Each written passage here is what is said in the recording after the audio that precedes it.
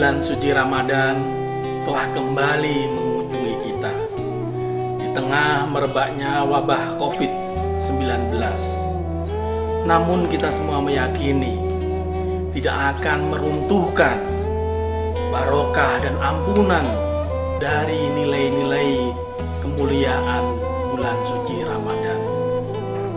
Segenap doa terus kita panjatkan, semoga wabah corona ini segera berakhir di negeri yang kita cintai. Marhaban ya Ramadan, marhaban ya Ramadan. Segenap keluarga Sivitas Akademika Poltek Pelmal Hayati menyampaikan mohon maaf lahir dan batin.